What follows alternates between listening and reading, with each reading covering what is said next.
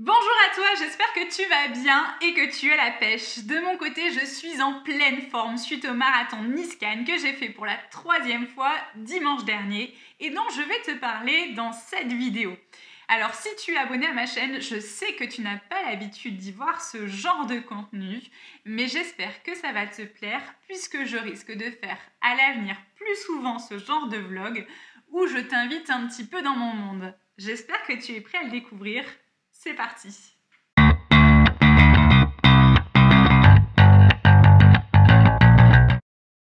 Il faut savoir que le marathon Nice-Cannes n'était pas mon premier, mais mon 3e. J'ai fait le premier en 2014, le second en 2015, et suite à pas mal de soucis avec mon genou, j'ai beaucoup diminué la course à pied et j'ai repris cette discipline il y a environ 4 mois. Aujourd'hui, je sais qu'il faut préparer un marathon pour être dans les meilleures conditions le jour J, chose que j'ignorais un peu au départ et qui m'a d'ailleurs rappelé à l'ordre sur ma dernière course. Et oui, pour l'anecdote, mon envie de m'inscrire au premier marathon est survenue après avoir vu le film De toutes nos forces, réalisé par Nils Tavernier et sorti en 2013 et qui raconte l'histoire d'un ado tétraplégique qui convainc son père de faire l'Ironman de Nice avec lui. Je me rappelle, à cette époque, le lendemain après avoir vu ce film, je redescendais de Lyon en covoiturage et je me suis dit dans la voiture, s'il arrive à faire un truc pareil, je dois être capable de faire un truc moi aussi. Et là, je me suis dit, ok, qu'est-ce que je pourrais faire? Bon, vu que je ne savais pas nager et que j'étais pas montée sur un vélo depuis l'âge de mes 10 ans, l'idée du triathlon tombait un petit peu à l'eau. Donc j'ai continué mes recherches et je suis tombée sur le marathon de Nice-Cannes qui avait lieu 10 jours plus tard. Là, je me suis dit, ok, je rentre et demain matin, je vais courir 20 km. Si j'arrive à les faire, je m'inscris au marathon. Puisque dans ma tête, si tu cours 20, tu cours 42. Logique. Le lendemain, je suis allée faire mes 20 km sans trop de grosses difficultés et je me suis inscrite dans la foulée au marathon Nice-Cannes juste avant la date limite des inscriptions. Je me suis fixé l'objectif de le faire en 4h15, mais j'étais pas du tout préparée et en vérité, j'avais pas trop d'idées de l'objectif que je pouvais faire ce jour-là. D'ailleurs, pour la seconde anecdote, je ne m'étais tellement pas préparée à ce marathon que j'ai failli rater le départ le jour J. En vérité, j'étais persuadée qu'il était à 9h et ce n'est que le matin même, après avoir refait quelques calculs, que je me suis rendu compte qu'il avait lieu 1 heure plus tôt. Bref, je me suis retrouvée dans le sas de départ juste avant le coup de feu et je n'avais pas déjeuné, j'avais parcouru 3 km en courant déjà parce que toutes les routes étaient fermées et j'avais visité tous les lieux du coin pour essayer de trouver des toilettes avant le départ. Si tu cours, tu sais de quoi je parle. Ma panique ne s'est pas arrangée quand je suis rentrée vraiment dans ce sas et que j'ai vu que tous les coureurs étaient ultra équipés. Entre les casquettes de pluie, les chaussettes de compression, les ceintures avec du ravitaillement. Bref, moi j'étais juste là avec mon t-shirt, mon short et mes baskets trop grandes. Finalement, j'ai réussi à boucler ce marathon en 3h56, soit 19 minutes de moins que mon objectif initial. En plus, j'ai pris pas mal de plaisir à le courir parce que je ne connaissais pas encore tous les paysages vu que je venais d'arriver dans la région. Et mon petit ami qui m'avait déposé à 3 km du départ était aussi là pour m'accueillir sur la ligne d'arrivée. Et ça, c'était réellement motivant.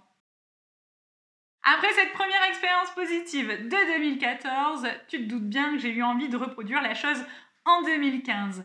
Et si j'avais fait un chrono de moins de 4 heures sans véritable entraînement, sans entraînement du tout même, je me suis vite imaginé ce que je pouvais faire dans des conditions optimales. Je me suis donc entraînée davantage avec 3 à 4 sorties par semaine et en gardant toujours une alimentation majoritairement saine et équilibrée et toujours végétalienne. Cette fois-ci, j'étais à l'heure pour prendre le départ, j'ai donc pu me positionner tranquillement dans le sas des moins de 3h45 avec mon nouveau petit ami qui était venu m'encourager sur le départ et que je retrouverai au 40e kilomètre pour faire les derniers mètres de l'arrivée. D'ailleurs, sur ce marathon, et contrairement à l'édition précédente, je n'ai pas du tout été seule. Alors, Effectivement, c'est dur de se retrouver seule sur un marathon, mais ce que je veux dire, c'est que non seulement j'ai eu 2 amis qui sont venus m'encourager sur le parcours, et ça m'a fait très plaisir, mais j'ai surtout un autre coureur qui s'est greffé à moi très rapidement sur le début de la course, et on a parcouru tous les kilomètres ensemble, sans se parler, mais sans se lâcher d'une semelle. Je pense qu'en fait, le contrat était implicite entre nous. Il n'était pas question que l'un de nous deux lâche. Et je suis persuadée aujourd'hui que c'est cette entraide qui m'a valu cette belle performance ce jour-là, de faire le marathon en 3h39, soit 6 minutes de moins que l'objectif que je m'étais fixé à la base. Donc même si j'ai marché sur les quelques mètres avant l'arrivée, d'ailleurs je le regrette un petit peu, eh bien je suis très contente de moi sur cette performance et ça m'a forcément, tu te doutes bien, donné envie de fantasmer sur un marathon en moins de 3h30.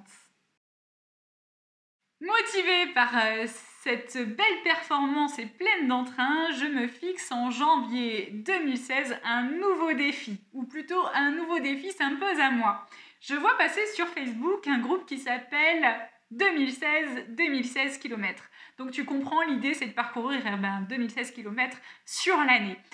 Et du coup, je me mets à faire ce challenge. Donc si tu sais faire le calcul, ça fait environ 5,5 km par jour. Sauf que si tu rates 3 jours parce que tu es en déplacement ou que tu es malade, et ben tu te retrouves le 4e jour à courir un semi-marathon. Et ainsi de suite, ça s'enchaîne et ça s'arrête jamais. Arrivé en avril, ou alors je continue, je suis à fond dans le défi. Arrivé en avril, je me retrouve avec une vraie douleur au genou et au mollet. Une douleur tellement intense que ça me réveille la nuit. Bilan, diagnostiqué quelques mois plus tard par un médecin enfin compétent, il s'avère que j'ai une tendinite du fascia lata, un syndrome fémoro-patellaire et une suspicion de syndrome des loges. Donc je lâche un petit peu la course à pied parce que j'ai vraiment mal et je me mets à fond dans la muscu, de peur de reprendre la course à pied et de me reblesser, jusqu'à ce que je change d'avis en juin de cette année.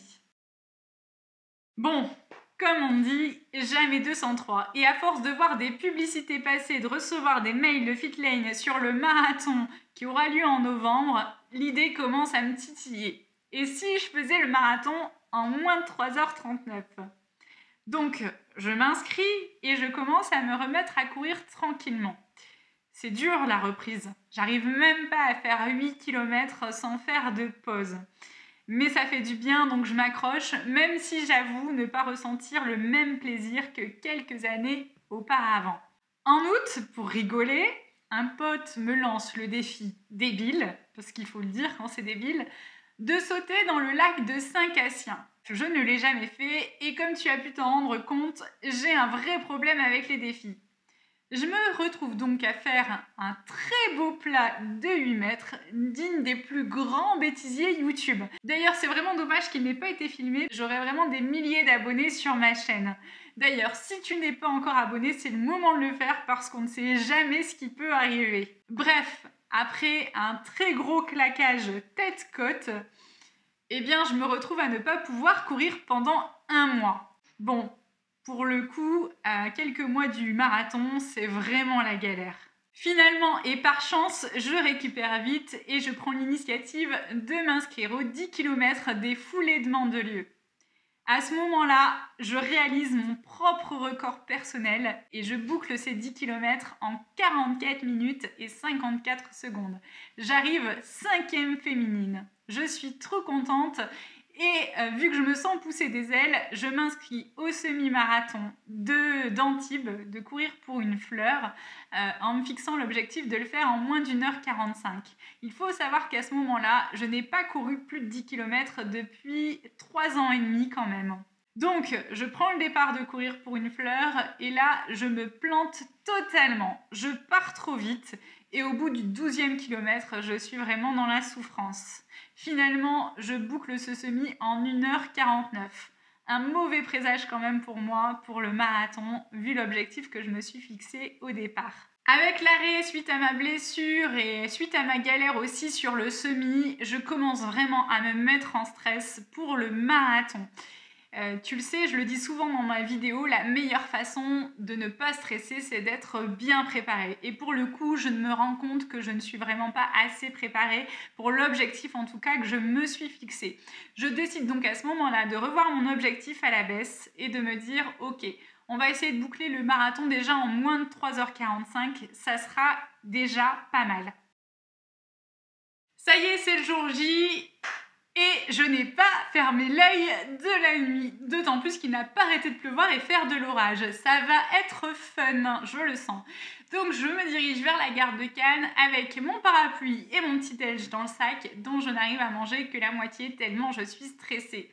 Dans le train, on sent que la pression monte et que les coureurs sont pressés d'en découdre. Arrivé sur Nice, il faut laisser les fringues chaudes à la consigne et rejoindre le sas de départ. Je rejoins donc le sas de départ de moins de 3h30 qui n'est vraiment plus très adapté à mon objectif, mais j'ai au moins le mérite d'y faire la rencontre d'une belle bande de copains dont les discussions me détendent un petit peu. D'ailleurs, l'un d'entre eux va faire son premier marathon en moins de 4 heures, un petit peu plus que l'objectif que je me suis fixé, donc je ne vais pas l'attendre sur le départ. D'ailleurs, l'organisation nous annonce un départ reporté d'au mieux une demi-heure à cause des intempéries. Bref, on est dans les sas, il pleuvine et on attend. À ce moment-là, Jean-Michel Delasono commence à mettre la musique à fond, mais il se fait vite engueuler parce que ce n'est pas le moment de partir. C'est dommage, un petit peu de musique, ça tient chaud et ça motive. Bref, le départ est donné quand même une demi-heure plus tard, soit à 8h30. Et on a l'impression que l'averse attendait le feu vert pour s'abattre sur nous. On prend un départ apocalyptique. Et comme le dirait Greg de chez Trail and Running, on a l'impression de courir dans des pédiluves. Il pleut, des sauts, des sauts d'eau, mais voilà, on court dans des pédiluves, c'est cool. Moi qui déteste courir sous la pluie, je suis vraiment servie. Je ne regrette pour autant pas l'achat d'une casquette de pluie la veille, alors que je ne savais même pas que ça existait à la base, parce que sinon c'était vraiment un coup à rien y voir pendant 4 heures. Finalement, au bout de 10 km, la pluie se calme et je croise justement un ami qui est venu m'encourager. J'en profite pour me débarrasser de mon coupe-vent qui est totalement trempé et je continue. Jusqu'au 20e kilomètre, tout va bien. Et puis on arrive au cap d'Antibes où là il y a un petit peu de dénivelé. Alors d'habitude ça se passe très bien pour moi sur cette étape, mais là j'avoue que les montées commencent un peu à me mettre KO. Jusqu'à ce que je croise un client devenu aujourd'hui un ami et qui est venu là pour encourager toutes les personnes qu'il connaît et faire quelques photos précieuses qui vont immortaliser ce moment. Donc merci pour ces photos. Ça me remotive, mais j'avoue que quelques kilomètres plus tard, je commence un petit peu à relâcher à nouveau. Alors j'essaye de me greffer à d'autres coureurs pour garder un rythme, une cadence régulière, mais en fait mon rythme est tellement variable que je n'y parviens pas. Et je commence à me faire doubler à gauche et à droite, et ça c'est vraiment mauvais pour mon moral. Pour autant, je ne marche pas. Je me suis dit, ok, si j'arrive pas à atteindre au moins mon objectif de 3h45, je vais essayer de faire mon premier marathon sans marcher pour une fois, parce que les 2 éditions précédentes, j'avais quand même un petit peu marché. Donc là, je me suis dit, on ne marche pas. Et je continue à courir à mon rythme. Et c'est à ce moment-là que je vois mon pote du départ qui s'était fixé un objectif de 4 heures qui me double presque en sprintant. Là, j'ai vraiment l'impression de rejouer la fable du lièvre et de la tortue.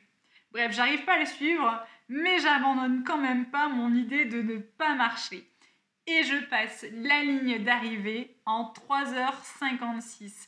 Exactement le même temps que j'ai fait sur mon premier marathon, soit 11 minutes de plus que le second objectif que je m'étais fixé pour ce marathon. Je franchis la ligne d'arrivée en pleurant, comme d'habitude, pas parce que je suis contente, parce que j'ai trop mal aux jambes.